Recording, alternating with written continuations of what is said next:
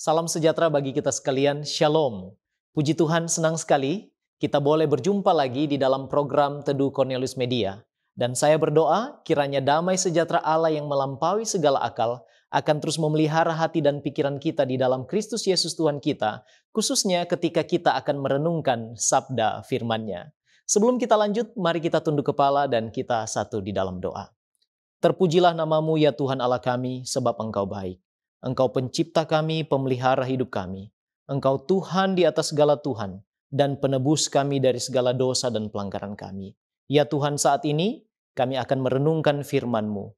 Kiranya Engkau menuntun kami ya Tuhan dengan kuasa Roh Kudus-Mu, supaya kami boleh mengerti maksud Tuhan dalam kehidupan kami, dan kami boleh dimampukan untuk mempraktekkan itu di dalam kehidupan kami. Berkati hamba-Mu, bungkus dengan kuasa-Mu Tuhan, dan biarlah nama-Mu saja yang ditinggikan dan dimuliakan. Ini doa kami Bapa, di dalam nama Yesus kami sudah berdoa. Haleluya. Amin.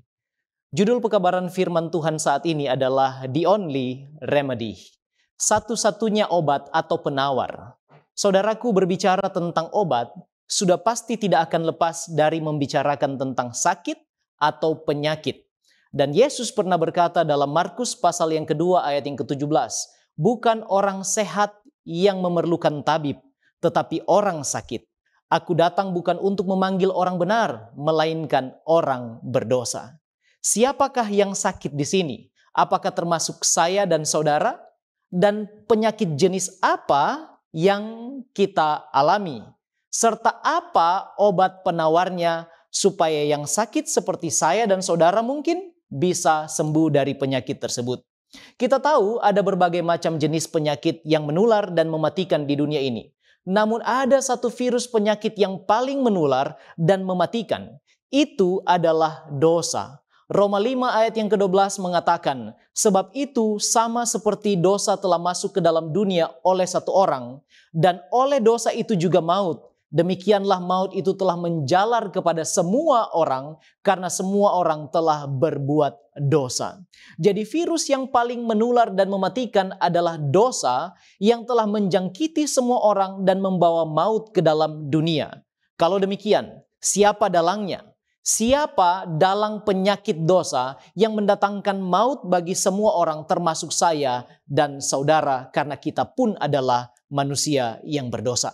Kitab Yeskiel menjelaskan tentang Lucifer yang telah jatuh ke dalam dosa. Yeskiel pasal yang ke-28 ayat 15 dan 16 bagian A. Engkau tidak bercela di dalam tingkah lakumu sejak hari penciptaanmu, sampai terdapat kecurangan padamu. Dengan dagangmu yang besar, engkau penuh dengan kekerasan dan engkau berbuat dosa.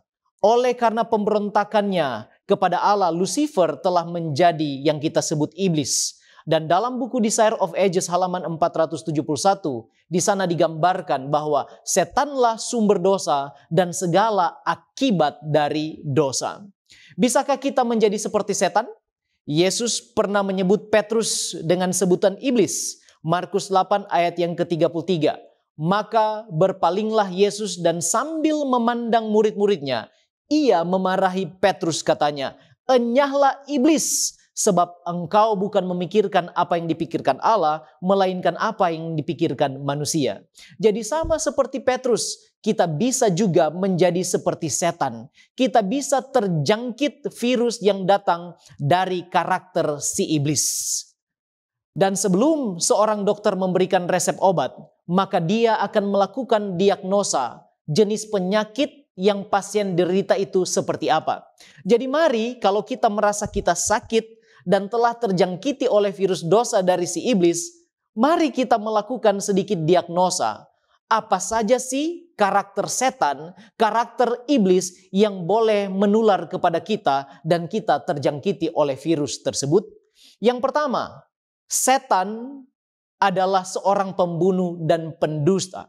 Yohanes 8 ayat 44 mengatakan dengan jelas, iblislah yang menjadi bapamu dan kamu ingin melakukan keinginan-keinginan bapamu. Ia adalah pembunuh manusia sejak semula dan tidak hidup dalam kebenaran. Sebab di dalam dia tidak ada kebenaran. Apabila ia berkata dusta, ia berkata atas kehendaknya sendiri. Sebab ia adalah pendusta dan bapa segala dusta. Itu adalah karakter iblis yang pertama yang bisa menjangkiti kita dengan virusnya. Kita bisa memiliki karakter yang sama, yaitu seorang pembunuh dan juga pendusta. Yang kedua, karakter iblis yang mungkin bisa menjangkiti kita adalah ia arogan dan penuh dengan kesombongan. Yeskiel pasal yang ke-28 ayat yang ke-17 bagian A. Engkau sombong karena kecantikanmu, hikmatmu kau musnahkan demi semarakmu. Dan ayat yang kedua, pasal yang sama dari buku Yeskiel. Karena engkau menjadi tinggi hati dan berkata, Aku adalah Allah. Hatimu menempatkan diri sama dengan Allah. Setan arogan dan penuh dengan kesombongan. Dan ini bisa menular kepada saya dan saudara. Yang ketiga, dia adalah seorang penuduh atau pendakwa. Sakaria 3 ayat 1 mengatakan, kemudian ia memperlihatkan kepadaku imam besar Yosua berdiri di hadapan malaikat Tuhan, sedang iblis berdiri di sebelah kanannya untuk mendakwa dia. Wahyu 12 ayat 10 bagian B, karena telah dilemparkan ke bawah pendakwa saudara-saudara kita yang mendakwa kita siang dan malam di hadapan Allah kita. Siapakah pendakwa yang telah dilemparkan ke bawah? Wahyu 12 ayat 10 mengatakan, dan naga besar itu si ular tua yang disebut iblis atau setan yang menyesatkan seluruh dunia dilemparkan ke bawah. Ia dilemparkan ke bumi bersama-sama dengan malaikat-malaikatnya. Jadi dia tidak hanya pendusta dan pembunuh, tetapi dia juga penuh dengan kesombongan dan arogan. Dan selanjutnya karakter yang bisa menjangkiti kita, ia adalah seorang penuduh atau pendakwa saudara-saudara kita. Kita bisa tertular dengan 3 penyakit ini. Namun yang keempat, dia juga adalah seorang pemberontak dan gemar menciptakan permusuhan. Wahyu 12 ayat 7 memberi informasi kepada saya dan saudara. Maka timbullah peperangan di surga. Mikael dan malaikat-malaikatnya berperang melawan naga itu. Dan naga itu dibantu oleh malaikat-malaikatnya. Ayat yang ke-17, maka marahlah naga itu kepada perempuan itu, lalu pergi memerangi keturunannya yang lain, yang menuruti hukum Allah dan memiliki kesaksian Yesus. Iblis selalu menciptakan permusuhan. Dengan kemarahannya, dia mau semua orang bermusuhan dengan Tuhan. Dan itu bisa menular kepada saya dan saudaraku. Yang kelima, karakter dari iblis yang mungkin menjangkiti kita ialah dia suka meninggikan diri. Yesaya 14 ayat 13 dan 14. Engkau yang tadinya berkata dalam hatimu, aku hendak naik ke langit, aku hendak mendirikan tahtaku mengatasi bintang-bintang Allah, dan aku hendak duduk di sebelah bukit pertemuan, jauh di sebelah utara. Aku hendak mengatasi ketinggian awan-awan, hendak menyamai yang maha tinggi. Saudaraku, kebencian, kepahitan, prasangka, dan kemarahan pada dasarnya berasal dari roh meninggikan diri sendiri, sama seperti yang dimiliki oleh setan. Dan kalau kita memiliki penyakit seperti ini, Yakobus 3 ayat 16 mengatakan, sebab di mana ada iri hati dan mementingkan diri sendiri, di situ ada kekacauan dan segala macam perbuatan jahat. Inilah 5 karakter asli setan yang dapat menular kepada saya dan saudara. Dia itu adalah pendusta, dia adalah pembunuh, dia arogan dan penuh dengan kesombongan. Dia kemudian bisa meninggikan diri. Dia juga, saudaraku, penuh dengan kebencian dan kemarahan, senang bermusuhan, dan dia juga adalah pendakwa dan penuduh. Itu semua bisa menjangkiti saya dan saudara-saudara sekalian. Apa yang perlu kita lakukan saat ini? Mari kita buat self-screening. Mari kita merefleksikan kepada diri kita sendiri. Sebab bisa jadi kita telah tertular dengan karakter iblis. Ingat, firman Tuhan mengamarkan, ingat lawanmu si iblis berjalan keliling sama seperti singa yang mengaum-aum dan mencari orang yang dapat ditelannya. 1 Petrus 5 ayat yang ke-8. Dia, setan, ingin kita memiliki karakter yang sama dengan dia. Dia ingin menularkan virus dosa kepada kita.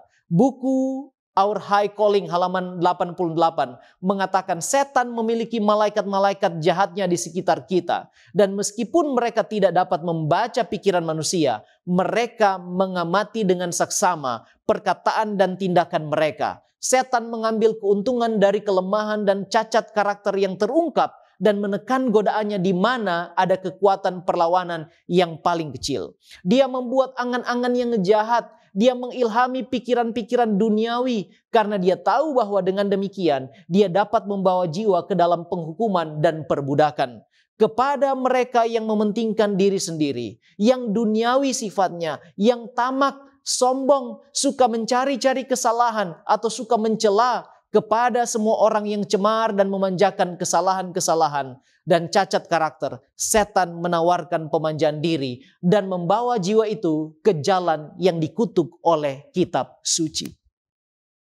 Dia mampu menularkan penyakit-penyakit karakter-karakternya itu kepada saya dan saudara. Kalau kita sudah melakukan self-screening, menanyakan apakah kita memiliki sifat-sifat itu, mari kita mulai satu persatu. Yang pertama, apakah kita ini adalah seorang pembunuh, saudaraku? Mungkin saya dan saudara berkata, oh bukan, saya bukan seorang pembunuh. Saya tidak membunuh orang lain. Tapi sesungguhnya, saudaraku, ketika kita marah dan memiliki keinginan untuk melukai dan menyakiti orang lain, itu sudah sama saja dengan membunuh. Yang kedua, kita perlu tanyakan kepada diri kita, apakah saya seorang pendusta? Apakah yang saya katakan itu bukanlah tentang kebenaran? Apakah berdusta telah menjadi karakter di dalam kehidupan saya atau tidak? Itu adalah virus yang bisa jadi menjadi karakter kita, menyamakan kita dengan si jahat. Yang ketiga, kita mungkin sombong atau arogan karena kita memiliki sesuatu yang lebih daripada orang lain. Kita merasa lebih pintar, lebih baik, lebih hebat dari orang lain. Sama seperti Lucifer. Dia memiliki kesombongan dan arogansi di dalam kehidupannya. Bahkan dia mau menyamai yang maha tinggi. Dia menempatkan dirinya pada posisi Allah sendiri. Apakah itu juga kita miliki di dalam kehidupan kita? Sombong dan arogan, merasa diri lebih pintar, lebih baik, lebih hebat dari orang lain. Yang keempat, kita perlu bertanya, bisa jadi kita adalah orang yang suka memberontak dan suka mencari musuh. Apakah itu ada di dalam diri kita? Juga mungkin kita suka mempengaruhi orang lain untuk memberontak, melawan, atau bermusuhan dengan orang lain. Itu adalah karakter si jahat, karena si jahat adalah seorang pendakwa dan penuduh. Dan kalau kita suka menuduh orang lain, mencari-cari kesalahan mereka, kita sama dengan si jahat. Yang kelima, kita bertanya, apakah kita adalah orang-orang yang suka meninggikan diri dan senang untuk selalu dipuji dan mencari kehormatan diri sendiri? Kalau itu ada, maka kita sedang memiliki karakter si jahat. Kita sudah tertular dengan penyakit dosa yang dibawa oleh iblis. Bila kita menunjukkan gejala-gejala di atas ketika kita bertanya kepada diri kita sendiri, maka sudah pasti kita tertular dan kita berada dalam keadaan sakit. Sudah selesai diagnosanya. Kalau kita sakit, maka kita memerlukan tabib yang sanggup memberikan obat yang tepat bagi penyakit kita. Dan saudaraku, satu-satunya obat yang tepat adalah kasih Allah. God's love is the only remedy. Kasih Allah adalah satu-satunya obat dan penawar bagi penyakit dosa jenis apapun. Mungkin dari 5 jenis yang kita sudah diagnosa tadi. Sebab itu semua disebabkan oleh si jahat setan. 1 Yohanes 4 ayat yang ke-8. Barang siapa tidak mengasihi, ia tidak mengenal Allah. Sebab Allah adalah kasih. Ayat yang ke-16. Kita telah mengenal dan telah percaya akan kasih Allah kepada kita.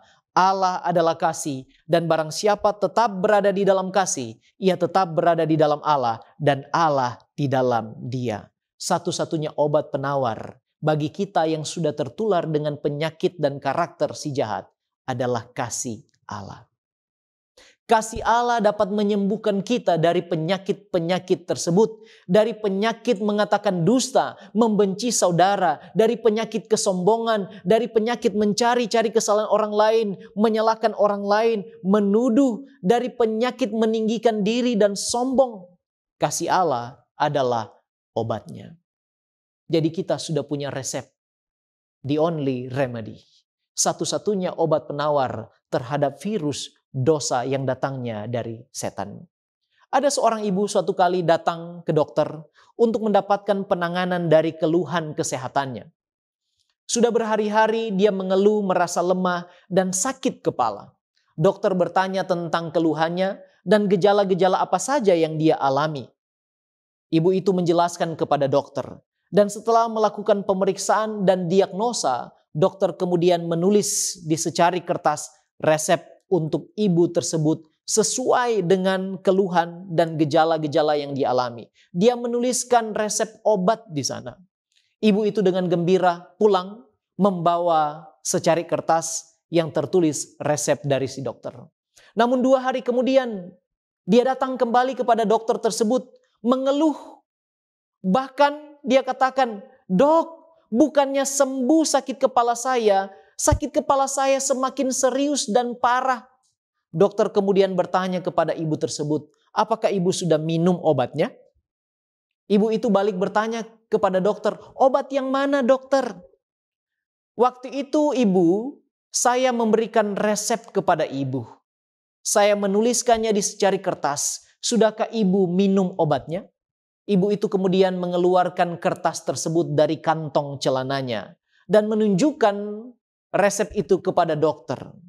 Jadi ternyata resep yang dokter berikan tidak pernah dibawa ke apotik oleh ibu itu untuk mengambil obatnya dan kemudian ibu itu meminum obatnya. Dia tidak pernah merasa sembuh dari keluhan penyakitnya karena dia hanya punya resepnya tetapi tidak pernah minum obatnya. Saudaraku yang kekasih di dalam Tuhan, kita sudah memiliki resepnya. Kita tahu bahwa satu-satunya obat untuk kita yang sedang sakit dosa, yang suka menuduh, suka berdusta, suka membenci, penuh dengan kepahitan, penuh dengan kesombongan dan meninggikan diri, hanyalah kasih Allah. Kasih Allah dapat menyelamatkan kita dari maut dan kebinasaan. Kasih Allah juga sanggup menyelamatkan kita dari virus dusta kebencian, virus kesombongan dan arogan, virus suka menuduh dan mempersalahkan orang lain, virus kemarahan dan pemberontakan, suka bermusuhan, dan dari virus suka meninggikan diri dan iri hati. Apakah saudara dan saya sudah meminumnya? 1 Korintus pasal yang ke-13 ayat 4-7 mengatakan demikian. Kasih itu sabar. Kasih itu murah hati. Ia tidak cemburu. Ia tidak memegahkan diri dan tidak sombong. Ia tidak melakukan yang tidak sopan dan tidak mencari keuntungan diri sendiri. Ia tidak pemarah dan tidak menyimpan kesalahan orang lain. Ia tidak bersuka cita karena ketidakadilan, tetapi ia bersuka cita karena kebenaran. Ia menutupi segala sesuatu, percaya segala sesuatu, mengharapkan segala sesuatu, sabar menanggung segala sesuatu. Kalaupun kita tadinya terjangkit oleh virus-virus dosa dari si jahat setan, kita bisa sembuh kalau kita memiliki kasih Allah. Apakah saudara sudah menerimanya, mengalaminya di dalam kehidupan saudara? Apakah kita sudah diubahkan dari sakit dosa dan akibat-akibatnya? Kalau saudaraku merasa belum, maka saat inilah waktunya. Inilah saat yang tepat saudara mengambil obat itu dan alami kesembuhan dari penyakit dosa dan akibatnya. Caranya bagaimana, pendeta? Yohanes 3 ayat yang ke-16 mengatakan, "Karena begitu besar kasih Allah akan dunia ini, sehingga ia telah mengaruniakan anaknya yang tunggal, supaya setiap orang yang percaya kepadanya tidak binasa, melainkan beroleh hidup yang kekal." Setiap kali kita merasa berbeban berat karena dosa, setiap kali kita tergoda untuk marah dan membenci orang lain, Setiap kali kita jatuh kepada iri hati dan mau meninggikan diri sendiri. Setiap kali kita jatuh kepada dosa mencari kesalahan dan menuduh saudara-saudara kita, mungkin keluarga kita, atau sesama anggota gereja kita, maka lihatlah kepada Yesus dan percayalah. Setiap kali kita datang di kaki salib, maka kita memandang juru selamat kita, melihat bahwa kasih Allah yang besar itu dinyatakan melalui pengorbanan Yesus. Melihat Yesus yang berkorban demi kita, membuat kita menangis, menyadari betapa buruk dan jahatnya kita yang sudah tertular dengan dosa. Dan ketika saudara menyadari kesalahan, kelemahan saudara, maka kasih Allah akan mengalir di hati saudara. Saudara akan memiliki kasih itu dan disembuhkan dari segala macam penyakit dosa yang berasal dari si jahat. Terimalah kesembuhan daripada Tuhan. Alamilah kasih Allah itu. Dan kiranya Tuhan Yesus akan menurunkan berkat-Nya yang berlimpah. Dan Roh Kudus akan menolong kita sekalian supaya kita boleh mengalami kesembuhan. Sebab kita punya satu-satunya obat, yaitu kasih Allah yang besar yang dinyatakan melalui Yesus Kristus. Mari kita berdoa supaya kita dikuatkan untuk boleh bertahan di tengah-tengah banyak tantangan, pencobaan, dan desakan dari setan yang coba menjangkiti kita dengan virus-virus karakter dan dosa-dosa yang dilakukannya. Kita tunduk kepala dan kita satu di dalam doa. Bapa kekal Allah kami yang bertahta di sorga, kami sadar kami ini manusia yang lemah dan berdosa Tuhan. Seringkali kami membenci, marah, seringkali kami berdusta, seringkali kami penuh dengan kesombongan dan arogansi, seringkali kami menuduh, seringkali kami meninggikan diri ya Tuhan. Dan seringkali kami melakukan perbuatan-perbuatan yang lain. Iri hati dan juga ya Tuhan penuh dengan roh memuji diri sendiri. Ampunilah kami. Sekarang kami telah belajar bahwa obat satu-satunya dari penyakit-penyakit dosa tersebut adalah kasih Allah yang besar. Tuhan, tolonglah agar resep ini boleh kami ambil dan alami di dalam kehidupan kami. Supaya kami boleh menjadi pribadi yang baru di dalam Tuhan. Kami akan menang oleh karena kasih-Mu. Dan setiap hari kami akan semakin diubahkan serupa dengan Kristus. Tuhan bantulah kami, kuasa Roh Kudus menyanggupkan kami. Menjalani hari-hari kehidupan kami berjalan dengan Tuhan. Inilah doa kami Tuhan, sempurnakan. Terpujilah nama-Mu, sebab Engkau telah mengampuni dan menyelamatkan kami. Di dalam nama Tuhan Yesus kami sudah berdoa. Haleluya. Amin.